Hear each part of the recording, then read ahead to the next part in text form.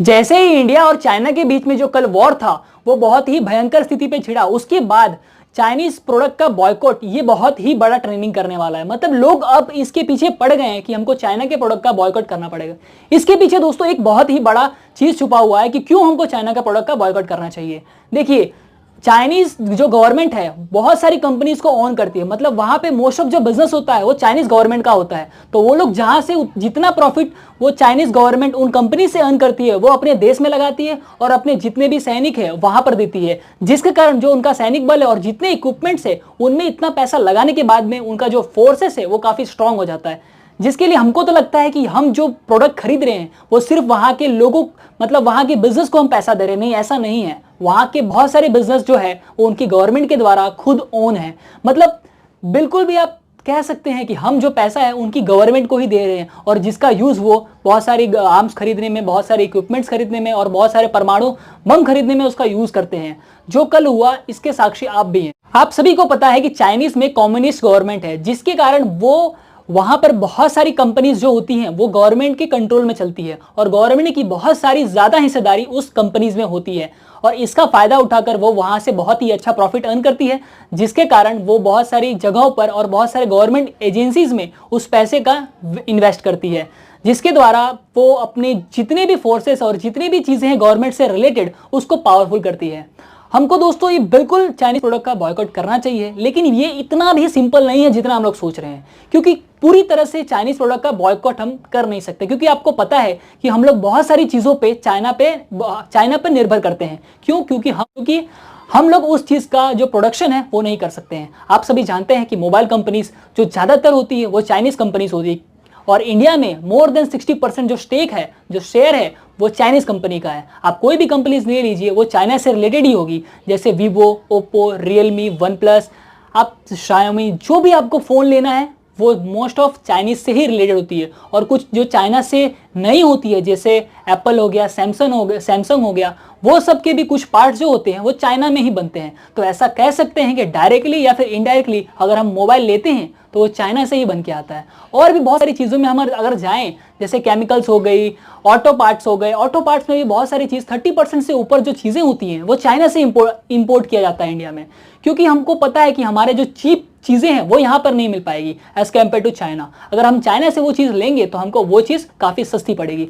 लेकिन अगर आपको आत्मनिर्भर बनना है, जैसे कि हमारे प्रधानमंत्री नरेंद्र मोदी ने कहा कि अभी वक्त है हमको आत्मनिर्भर बनने के लिए, क्योंकि बहुत सारी चीज़ें जो हैं वो बाहर से इंपोर्ट नहीं किया जा सकता है, क्योंकि कोविड-19 पैंडेमिक सिचुएशन में बहुत सारे जो ट्रेड है बहुत सारे देशों के बीच में बंद हो गया है। इसके कारण अगर आप खुद प्रोडक्शन करते हैं और इंडिया में बहुत सारी जगहों पर आप उसका सेलिंग करते हैं तो आपको बहुत बड़ा फायदा होगा, क्योंकि बहुत सारी जो अब्रॉड की कंपनीज है वो यहाँ पे सेल नहीं कर रही हैं और आप जो प्राइस में उनको बेचेंगे वो उनको लेना पड़ेगा इस पर्टिकुलर सिचुएशन में।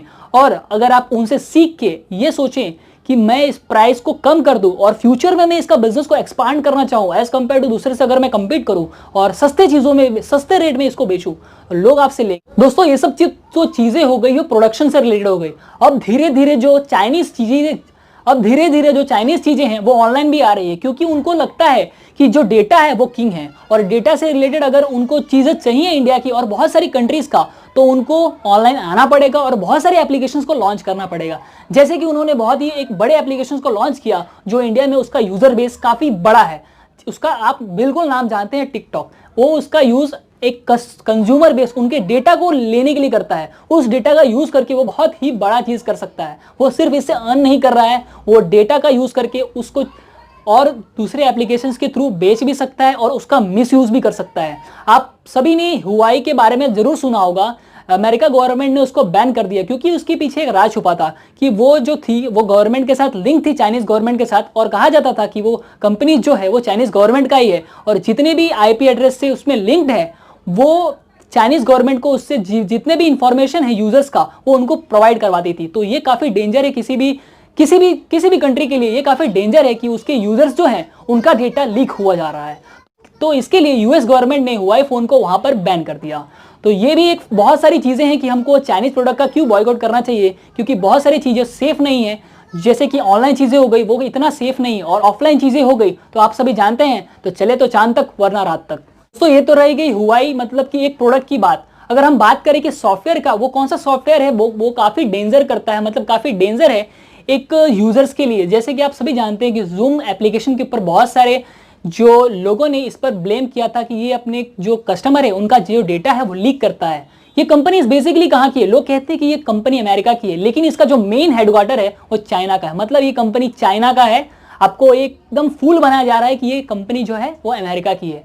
ये अपने कंज्यूमर का डेटा लीक करती है और ऐसा कहती भी है कि अगर आप पेड वर्जन नहीं लोगे तो हम आपके डेटा का यूज कर सकते हैं। तो आप इससे जान सकते हैं कि चाइना हमारे जितनी इंफॉर्मेशन है उसको बिना किसी पूछे लीक करता है, मतलब बिना हमसे पूछे उसका मिसयूज करता है। और Xiaomi फोन के बारे में, MI फोन के बारे में ये भी निकला कि अगर आप इग्नोटिव मोड में भी अगर किसी चीज का यूज करते हैं उसके फोन में, ब्राउजर में, तो भी आपकी वो हिस्ट्री वो जान सकता। तो ये भी बहुत बड़ा एक प्रॉब्लम है चाइनीज प्रोडक्ट के बारे में। दोस्तों आपका क्या कहना है चाइनीज प्रोडक्ट के बारे में? आपका भी कोई अगर यूजेस है, अगर आपका भी कोई एक्सपीरियंस है चाइनीज प्रोडक्ट से रिलेटेड, तो हमें कमेंट बॉक्स में लिख के बताइए कि दोस्तों अगर आपको ये वीडियो अच्छी लगी हो तो इस वीडियो को लाइक करें। दोस्तों इस वीडियो को लाइक करें, इस चैनल को सब्सक्राइब करें और इस वीडियो को अपने फ्रेंड्स के साथ में शेयर करें। दोस्तों वीडियो देखने के लिए बहुत बहुत धन्यवाद।